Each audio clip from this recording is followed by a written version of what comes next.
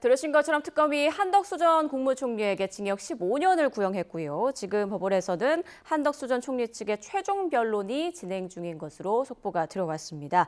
이번에는 이은희 변호사와 함께 이 내용 자세히 짚어보겠습니다. 안녕하십니까? 안녕하세요. 네, 징역 15년이 구형됐는데 좀 어떻게 보셨어요? 저는 제가 예상했던 것보다는 조금 낮게 구형을 한 것 같아서 아무래도 아마 이 내란 이제 개엄을 하고 나서 바로 또 해제가 되고 실질적으로 사상자가 나오거나 하는 일들이 좀 없었던 이런 것들을 이제 좀 평가했을 때 이 내란죄 자체를 그래도 조금 작게 보지 않았나 검찰에서 그러니까 그 정도를. 그래서 이게 원래 내란 우두머리 방조냐 아니면 내란에 대한 중요 임무 종사죄냐 이제 이게 가장 큰 쟁점이자 핵심 이제 범죄 혐의인데 내란 우두머리 방조로 보더라도 이제 그 형량이 원래 10년 이상 50년 이하로 그 되어 있거든요. 우유라도록 되어 있는데 지금 구형 자체가 요 범죄 혐의만이 아닌데도 15년 정도를 구형한 것이니까 사실은 아주 높은 구형은 아닌 겁니다.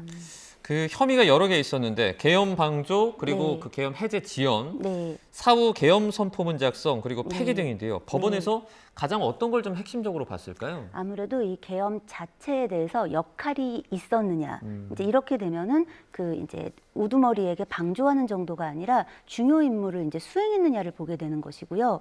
그게 아니라면 방조 정도를 보게 되는 건데 이 방조라는 것은 총리셨잖아요, 이분이. 그러니까 그 당시에 그저 좀 저는 반대인데요. 혹은 뭐 좀 이거는 안 하시는 게 낫지 않을까요? 정도가 아니라 조금은 더 적극적인 그 만류를 했어야 될 의무가 있다라고 보여지는 자리거든요. 그래서 그런 어떤 적극적인 제지를 하지 않았다면 이 부분조차도 사실은 말리는 어떤 말을 한 거 정도를 넘어서서 뭔가를 하지 않았다면 방조 정도로 볼 것인가. 이제 이 부분이 사실 가장 핵심되는 것입니다. 예, 저 지금 한 전 총리 재판을 맡은 형사합의 33부는 오늘 결심 공판을 연뒤고 내년 1월 21일 또는 28일에 1심 선고를 하겠다 이렇게 밝혔었는데 1심에서 지금 한 전 총리 측이 주장했던 부분이 좀 어느 정도 받아들여질 가능성이 있다고 보세요? 가능성을 전면적으로 배제하기는 어렵습니다. 지금 한덕수 전 총리 측은 이제 피고인 측에서는 만류하고 반대도 하고 했기 때문에 적어도 내란 이 우두머리를 방조하거나 내가 어떤 역할을 수행한 건 아니다. 그러니까 가장 중요한 혐의에 대해서 좀 부인하고 있거든요.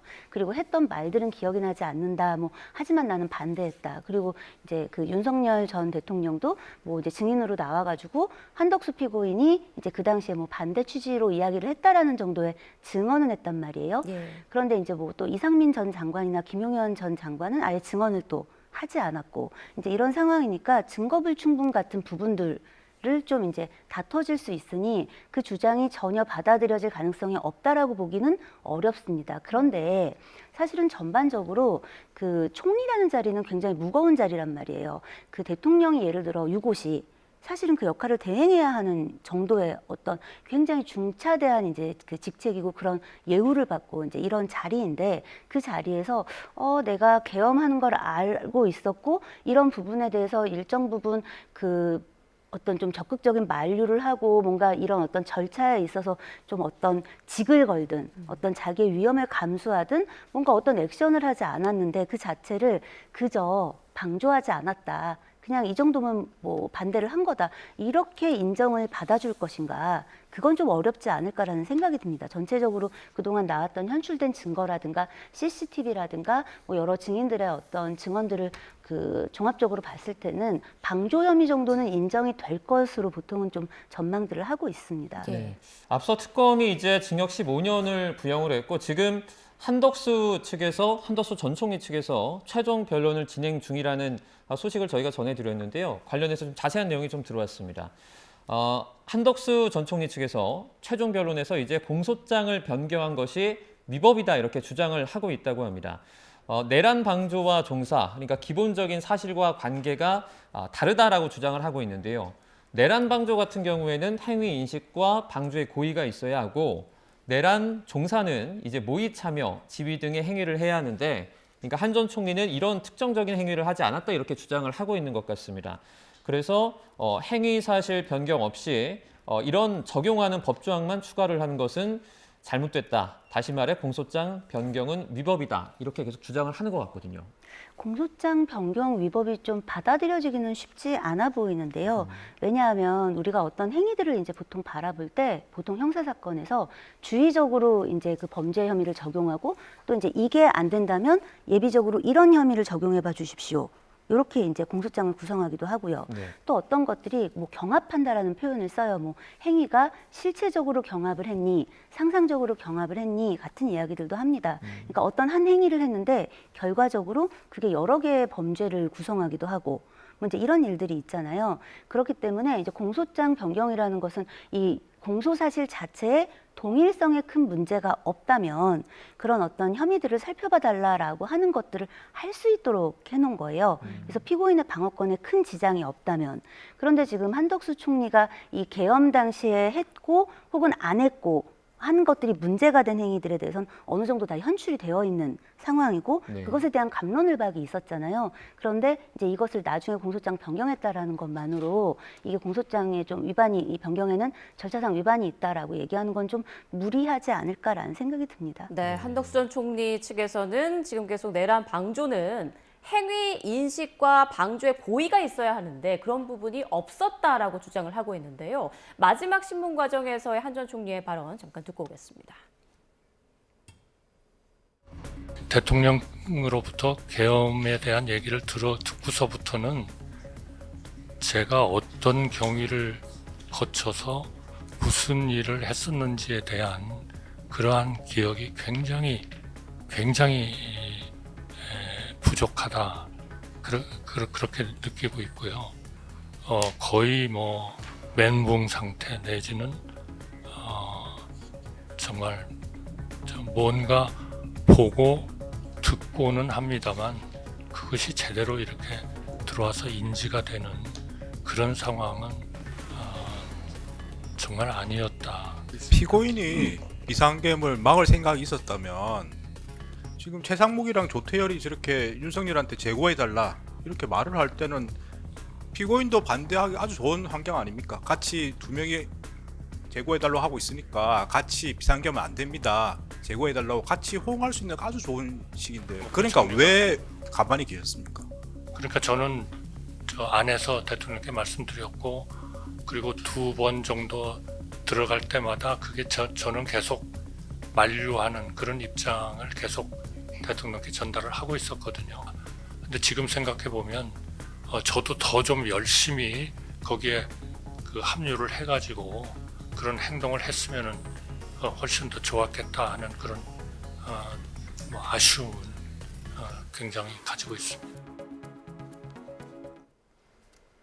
네, 한 전 총리 당시 이른바 멘붕 상태였다면서 기억이 안 난다. 그리고 조금 더 적극적으로 말렸으면 좋았을 걸 하는 아쉬움이 든다. 이런 취지의 주장을 계속 펼쳤는데 오늘 특검에서 이제 징역 15년을 구형했고 과연 법원에서는 어떻게 판단할 것인가 이 부분이 또 관심입니다. 1심 선고 결과는 좀 어떻게 예상할 수 있을까요? 아무래도 만약에 이제 그 특검에서 기소한 혐의에 대해서 인정한다면 검찰에서 구형한 정도의 형량은 인정이 될 걸로 보입니다. 왜냐하면 아까 서두에서도 말씀을 드렸지만 많이 구형한 게 아니에요. 예. 그런데 사실은 좀 더 이게 꼭 구형을 했다고 해서 거기에 국한되는 건 아니거든요. 더 높은 형량을 적용할 수도 있는 겁니다. 저는 그 가능성이 있다고 보는 게 지금도 이제 지금 이 최후 진술 하고 있거나 이제 그 판사님과 재판장과 문답을 하는 과정을 보면 이제 뭐 기억이 안 난다라고 이야기하잖아요. 그런데 문건을 뭔가를 봤는데 그 내용이 기억이 안 날 수는 있죠. 시간이 흐르면 그리고 잠깐이었으면. 그런데 문건의 존재가 기억이 안 나는 게 쉬운가? 왜냐하면 본인도 이야기를 하시잖아요. 계엄 당시에 굉장히 당황했다. 그리고 여기 앉아 있는 지금 이 스튜디오의 3분 그리고 저까지 그리고 이 방송을 보고 계시는 국민들 중에 계엄이 발표되던 날 뭐 했냐라고 할 때 기억을 그날 기억이 안 나라고 하시는 분은 거의 없을 것 같아요. 왜냐하면 우리가 통상 형사사건을 할 때도 어떤 증인신문을 하거나 신빙성 같은 걸 평가할 때 진술의 신빙성을 평가할 때 그날 그 기억을 할 만한 특별한 이유가 있었나, 사정이 있었나 같은 걸 봅니다. 근데 이제 아무래도 법원에서 이제 볼 때 좀 진솔하게 진지한 어떤 자백과 반성을 하고 있지 않다라고 여겨지면 구형한 것보다도 좀 더 높은 형량이 적용될 수도 있다라고 말씀드릴 수 있을 것 같습니다. 그 특검에서 선택적 기억이라고 주장을 하고 있는 부분이 네. 제가 이제 이해하기로는 네. 만류한 건 기억이 나는데 네. 거기서 정확히 어떤 일이 있었는지 다른 건 좀 기억이 안 난다. 이렇게 말해서 지금 그렇게 주장을 하고 있는 거죠. 네, 선택적 기억이라는 건 유리한 건 기억하고 불리한 건 기억하지 않는 이제 그런 것들을 이제 증인이나 어떤 뭐 피고인, 뭐 혹은 피해자, 뭐 이런 사람들이 이제 진술을 할 때 그 부분을 지적할 때 보통 쓰는 용어입니다. 네. 그래서 지금 이제 특검에서 이야기하고 있는 것도 아니 반대를 했다는데 그 충격적인 날, 그렇게 당황한 날 그 말이 뭐였는지 어떤 행위를 했는지 기억이 정말 안 나? 그거는 그냥 기억 안 하고 싶은 거 아니야? 너무 단편적이고 너무 그냥 단발마의 것들이라서 충분하지 않았으니 말 안 하는 거 아니야? 이제 이런 지적을 하는 것이죠. 자, 지금 많은 시청자분들이 헷갈리실 수도 있을 것 같은데 내란 우두머리 방조 혐의를 적용할 것인가, 내란 중요임무 종사를 적용할 것인가. 네. 근데 이 중에서 내란 우두머리 방조 혐의가 적용된 거잖아요. 네, 그 그렇습니다. 이유는 무엇이고 또 어떤 차이가 있는 건가요? 네, 전반적으로 지금 이제 한덕수 전 총리 같은 경우는 나는 몰랐다. 일단 이 계엄이 이루어질지 이날까지는 알지 못했고 예. 이날 와서야 알았고 나름 반대 의견을 피력했지만 그게 뭐 이제 통용되지 못했다. 이런 이야기를 하는 거예요. 그러니까 기여도는 없다라고 이야기하지만 말려야 되는 의무가 있는 자리에는 있었기 때문에 이런 경우에 이제 방조죄를 보통 적용하게 됩니다. 예. 그러니까 한마디로 옆방에서 내 가족이 다른 가족을 살해하고 있는 걸 알고 있는데 알지만 그냥 있어요. 그러면 말릴 의무가 있었다라고 보기 때문에 보통 살인에 대한 방조죄를 적용합니다. 이제 그런 걸 우리는 방조죄라고 불러요. 예. 그런데 이 중요 임무를 수행했다는 건 이런 겁니다.